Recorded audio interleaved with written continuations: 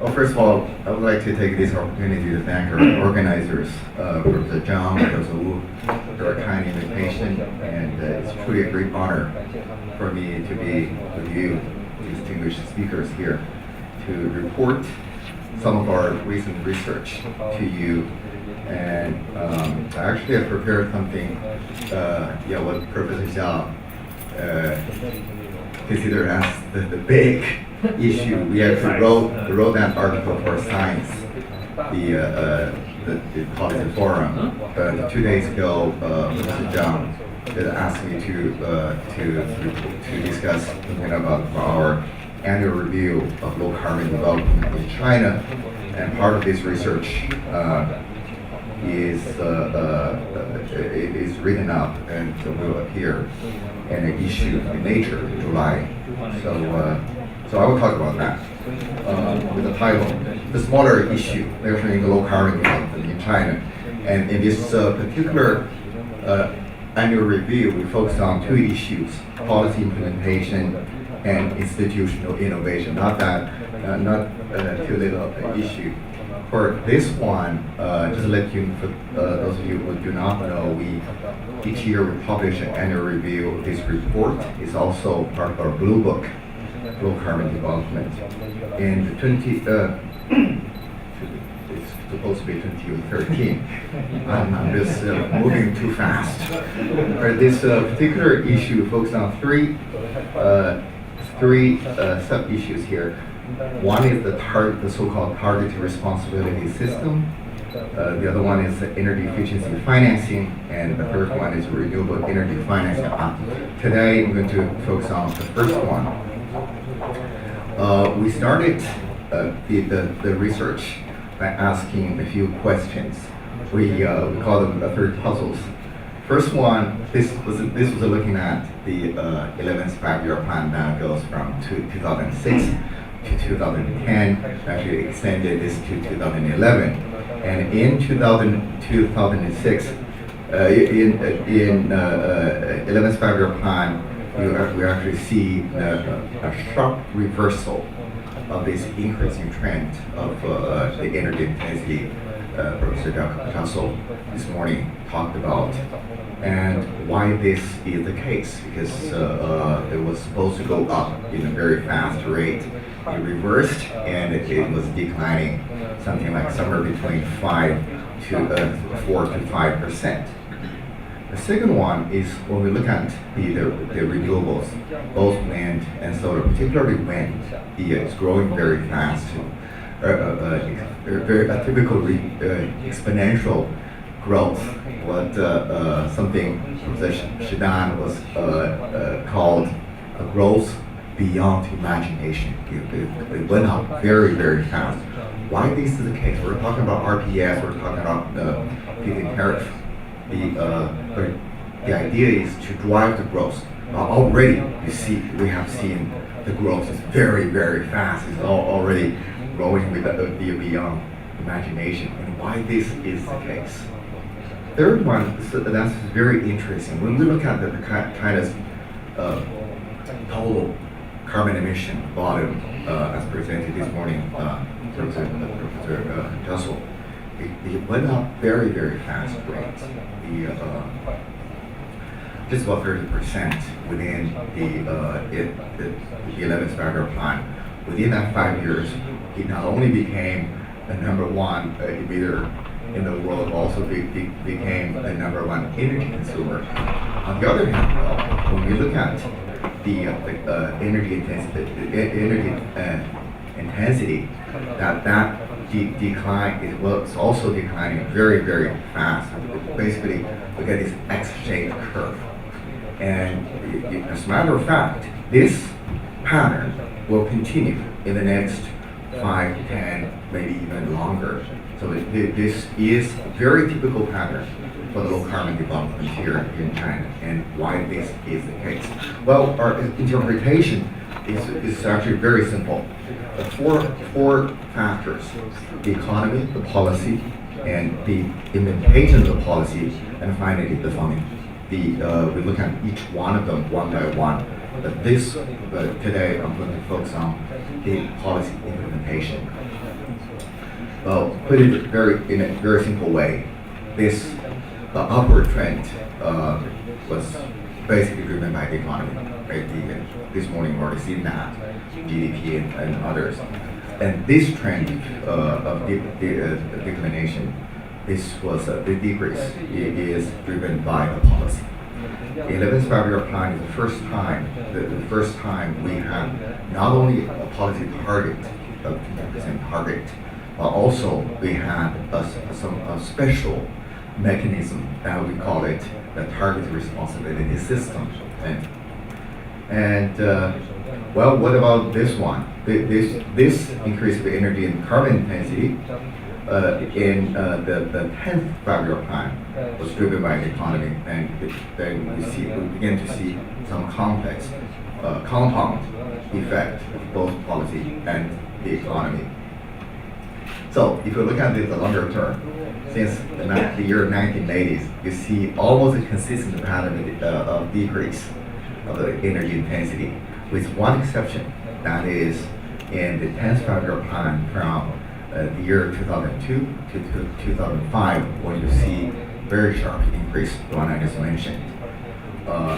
This was interesting. Also, I put here is both the target and the result, right? Each one of them. I want to call your attention for the 10th five-year plan, because this is where the exception is. Well, before we go back to that, I just want to present an alternative explanation. Trevor Hauser in Rhodium Institute in New York City. And he said, no, this is not driven by the policy, not driven by the economy, or not even driven by the policy implementation. He said this is really an effect of political forces. He pointed out that whenever we have a tighter control of the policy, then you see the higher or greater energy intensity. And when you have economic liberalization, then you see the declination of the energy intensity. Very interesting. When you look at this, I just borrowed this figure from him. When you look at this, it makes a lot of sense. It makes a lot of sense. So this means, we can explain the pattern from quite different perspectives. But basically we can have two categories of the variables. One category is economic. Anything that has to do with economic growth, export, urbanization, heavy industry, and so on and so forth. And the other set is energy efficiency regulations. Here in the 11th five-year plan and the energy saving targets, energy saving policies, and the implementation system. Now, we can look at the share of the industry, and we can also look at the target. The reason I want to call your attention to the 10th five-year plan is this is among all of these five-year plans since 1980. This is by far the only one that was not, there was no target specified and legitimized by the National People's Congress. Every one of them, the target was part of the five-year plan. The 10th five-year plan, there is no such a thing. Yes, indeed, the target was later specified by the regulatory agency. Back then, it was called the National Economic Commission. But 2 years later, actually 1 year after they specified the target, the entire agency disappeared. So basically, there was policy, there was a policy target, but there was no policy implementer. There was no one there to implement the policy. But the story is a lot more interesting than that. But just look at the result is because there was the target was not part of the five-year plan, and because the implementer disappeared, and basically what we see is if we have a very high target of 20%, more than 20%, but the result was a very disappointing one. Now, there, as I said, we can put together all these factors: GDP growth, heavy industry growth, urbanization, export, energy target, and so on and so forth. but you compare the 9th, the 10th, and the 11th federal plan. Basically, the idea is this. There is not that much difference between the two, except between the three of them, except in the 10th federal plan, the target was not specified. They're also not only the National Economic Commission disappeared, at the same time, during that period of time, by 1998, and finally by the end of the year 2000, all the ministries, industrial ministries, there are just about 10 of them. Ministry of oil, Ministry of chemical industry, all of them, all disappears. Basically, no implementers. And for a long time, from 1980 to that time, for 2 decades, the National Economic Commission set the target, legitimized by the National People's Congress, implemented by these industrial ministries, right?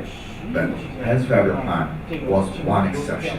So we can compare the policy target, the implementers, the rules that they use for implementing the policy, and the tools they use for the implementing policy. The distinction I want to draw your attention is for all other period of time, you all use this conventional rules, but for the 11th federal plan, the exception is at that time they use target responsibility system. What it works is this, and for the first 2 decades, the implementation relied on the lines, but all the ministries, all those what called the lines. But from after 2007, and because of the use of target responsibility and the implementation system, and a major shift from the lines to the blocks, from relying on the industrial ministries to relying on the local governments, all levels of local government. That was a major shift. And by then, we finally see a new system of implementation was put in place. All right.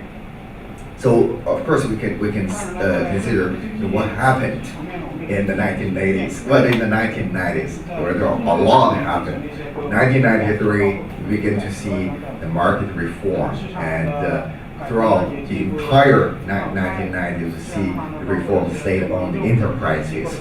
And also, there is some major change in the organization, the central government. And of course, we see in the 1990s, 1994, there's a taxation reform.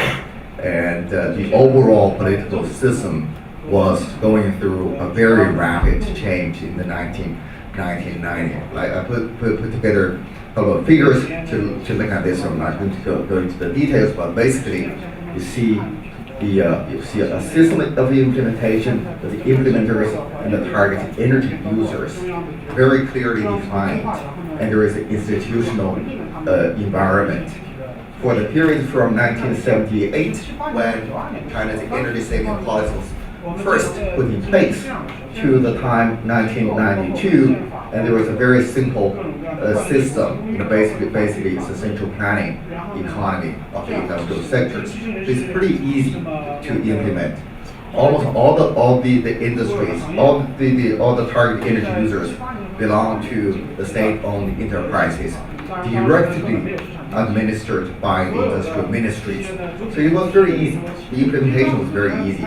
But this time, 1993 to the year 2000, major changes. We begin to see a growth of the enterprises. We begin to see the growing roles of local governments to administer those energy users. And yet, there was no formal, official rules for making sure local governments are doing their job in regulating the enterprises. And the time 2001 and 2002 was basically a vacuum in terms of the rules, because the implementers, industrial ministries disappeared, and the state economic commission disappeared, and nobody was implementing, and the rules were not there. And finally, in the 11th federal plan, and we began to see new implementers, the local governments of 4 different levels, all the way from the provinces to the municipalities to the counties to the townships, that began to take their roles in regulating the energy users. And this is the time when we see a whole new system of implementation. So when we compare this new one, the latest one, to the old one, they actually, in terms of structure, they're pretty much the same, except the old one was a line-based system, and the new one is a block-based system. Now, the key there is the target responsibility system. So it's very pretty much based on the administrative measures, and this system is, guess what? It's very effective. It's very effective in achieving the target. However, as many of you have pointed out, it's very inefficient. So in terms of the cost. So this is why a lot of people are talking about the market system. I think I'm running all the time, but basically what I'm saying is this new system had an effect in forcing the local government to take actions, and also forcing the enterprises to take their share of the responsibility by better enforcing the rules, by putting more money, more resources, more human capital, and into that, and it worked. It worked. So that's the basic idea. Finally, let me just mention that when you look at the money put in, the resources put in this system, it's quite amazing. Both the central government and local government put in tremendous resources in this, as well as the enterprises.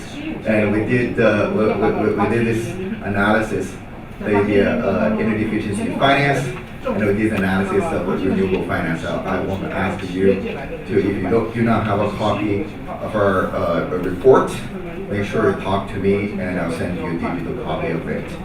So let me just quickly go. What we have learned from this?